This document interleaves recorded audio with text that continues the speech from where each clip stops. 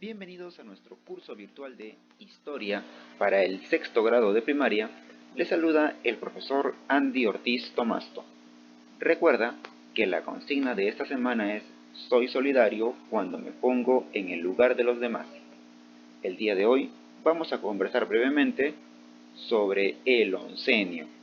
El oncenio es un periodo de tiempo que abarca desde el año 1919, año en el que asume el poder el presidente Augusto Bernardino Leguía Salcedo, y dura hasta el año 1930.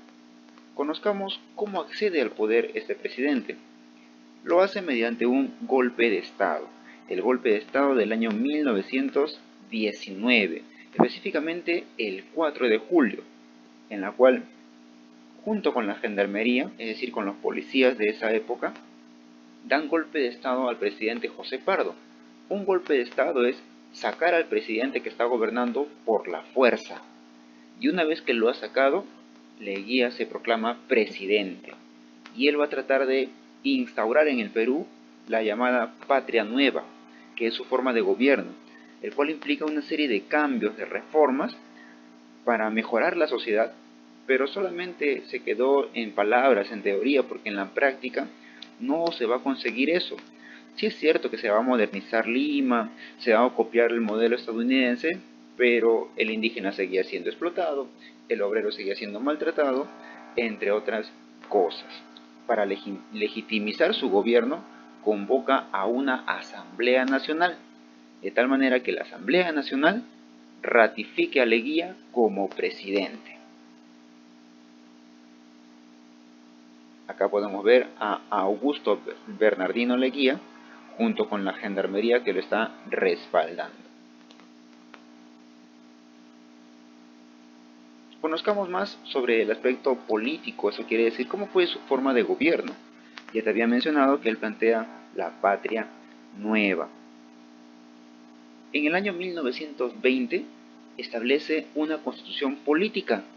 En esta constitución se prohíbe, por ejemplo, la reelección inmediata.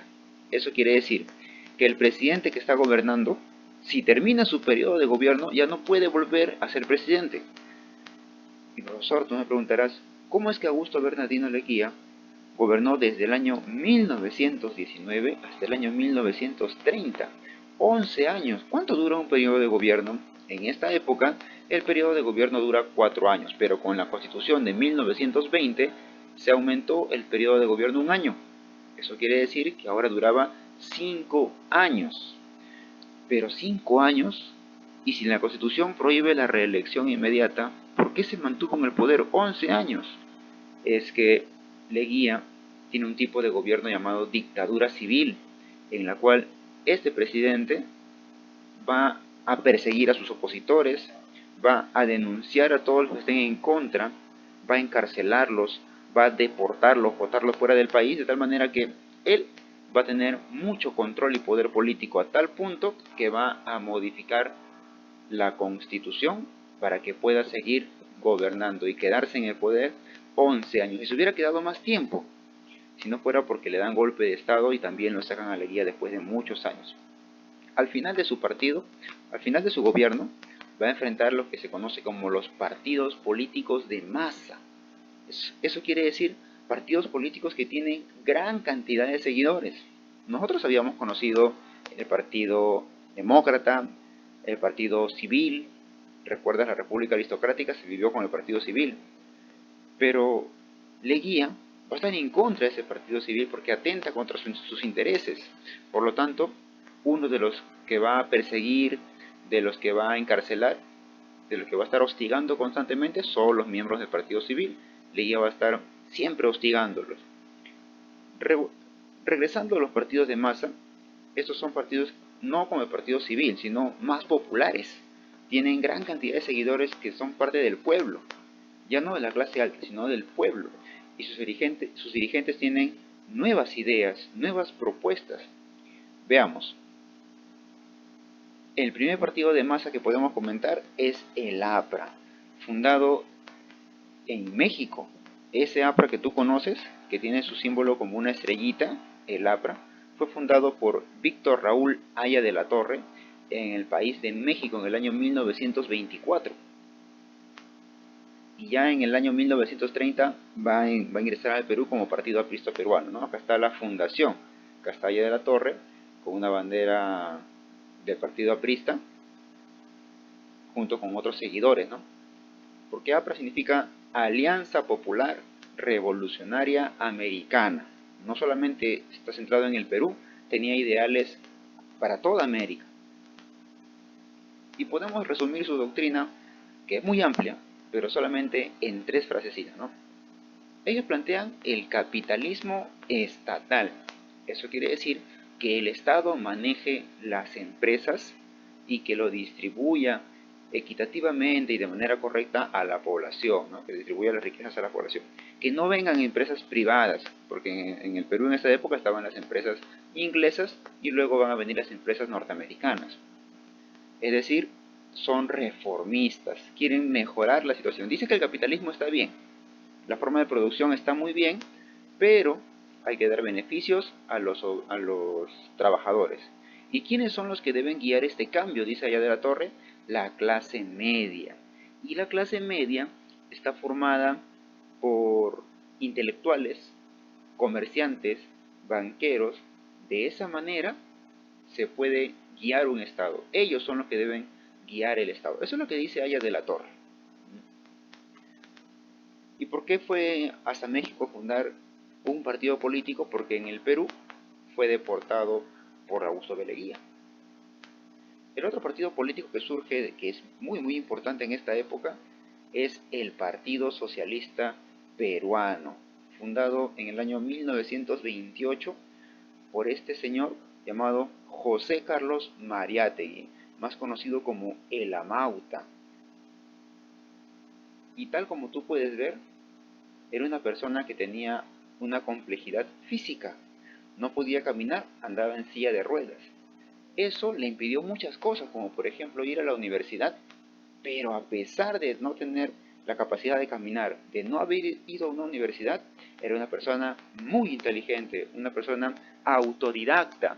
Eso quiere decir que él mismo se preparaba, él mismo buscaba información, leía muchos libros, y es así que se nutre con el pensamiento socialista de Europa y crea este partido político, cuyo principal aporte hasta la actualidad es la Confederación General de Trabajadores del Perú, un tipo de sindicato general para todos los trabajadores del país. Y su doctrina, que también es pero muy amplia, la podemos resumir en 3 frases. Primero, ellos creen en el socialismo, no en el capitalismo de Estado. Ellos no creen que el Estado debe organizar las empresas, sino que todos son dueños de las empresas, todos son dueños de los medios de producción. Un poco complicado de entender, ya en los años posteriores lo comprenderás mejor. Es decir, ellos son prácticamente revolucionarios. No quieren una reforma como lo plantea Aya de la Torre, sino un cambio radical en la forma de gobierno. Y quien debe hacer ese cambio, dice, son los obreros y los campesinos, porque ellos son los que trabajan. Sin ellos no se produce nada. ¿Qué comeríamos sin la ayuda de los campesinos? ¿Qué objetos tendríamos si los obreros no crean nada en las fábricas? Ellos son los que con su trabajo y su esfuerzo generan las riquezas de un país. Por lo tanto, él quiere aplicar el socialismo que aprendió en Europa, porque Mariátegui se instruyó en Italia. El socialismo que aprendió en Europa lo quiere aplicar al contexto del Perú. Y una de sus obras más importantes es 7 ensayos de interpretación de la realidad peruana, en las cuales analiza muchos problemas, como por ejemplo el problema que tiene el indígena, el problema de la alimentación, el problema de la educación, entre otros. En el aspecto político, vamos a ver que se va a cambiar el modelo económico en el cual dependíamos netamente de Inglaterra para pasar a depender ahora de Estados Unidos. Eso a raíz de la Primera Guerra Mundial. ¿Por qué? Porque en el año 1914 se ha iniciado la Primera Guerra Mundial y en el año 1919 ha terminado. Y el gran vencedor ha sido Estados Unidos. Por lo tanto, nosotros vamos a tratar de contactar con Estados Unidos y Estados Unidos necesita también países que estén bajo su mando, bajo su dirección, y ahí está toda América, excepto Cuba en esta época. Toda América que está tratando de tener negociaciones económicas con Estados Unidos. Se va a crear el Banco Central de Reserva del Perú, el BCR, encargado de crear monedas, de crear billetes, porque si se crean muchas monedas, genera un problema para el país. Y si crean muy poquitas monedas, también se genera otro problema. Ellos tienen que ver la cantidad exacta para que no sobre ni falte y no se genere lo que se llama inflación en economía. Hay un problema en esta época que se soluciona a través del laudo de París, un problema que viene de antaño, de hace tiempo atrás. Es un problema con el petróleo ubicado en la zona norte del Perú, en La Brea y Pariñas. Ese petróleo estaba administrado por la London Pacific, una empresa inglesa, pero luego del laudo de París, ese petróleo es administrado por la empresa norteamericana estadounidense International Petroleum Company, es decir, la IPC. Acuérdate ese nombrecito porque más adelante vamos a ver qué pasa con la IPC, que es una empresa que administra nuestro petróleo. Y el tema de los ferrocarriles, que antes lo manejaba la Peruvian Corporation,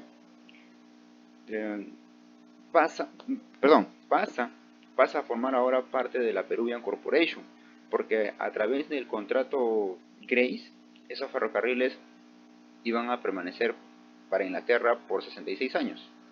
Y ya estábamos a punto de terminar de pagarlos, pero la guía simplemente se lo entrega para evitar más pagos y más gastos, ¿no? Todo eso bajo la influencia de Estados Unidos. Y Estados Unidos nos va a hacer una gran cantidad de préstamos, gran cantidad de empréstitos se les llama. Son préstamos que en la actualidad forman parte de nuestra deuda a otros países, ¿no? Deuda externa. Es decir, si la guía nos hacía tantos préstamos para embellecer Lima, nosotros no tendríamos una deuda tan amplia, tan grande. Acá tenemos el petróleo trabajado en La Brea y Pariñas, y acá se encuentran los ferrocarriles que se entregan definitivamente a la Peruvian Corporation. Es decir, perdemos la administración de los ferrocarriles. Bien, veamos qué dice nuestra autoevaluación. La primera pregunta es: ¿qué presidente gobierna durante el oncenio? ¿Víctor Raúl Haya de la Torre, Augusto B. Leguía o José Carlos Mariátegui?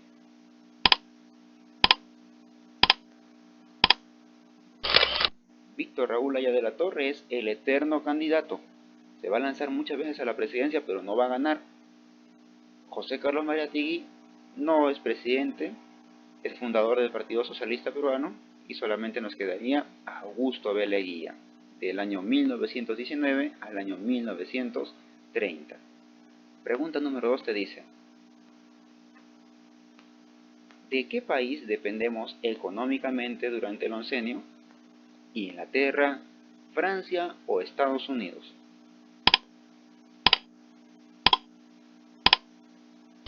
Muy bien, la dependencia que teníamos de Inglaterra ahora se traslada a Estados Unidos. No te olvides que tienes una tarea pendiente. Con ayuda de tus papás, de tus hermanos, en familia, resuelve las siguientes preguntas. Desarróllalo, practica y estudia mucho y nos encontramos la próxima clase. Hasta luego.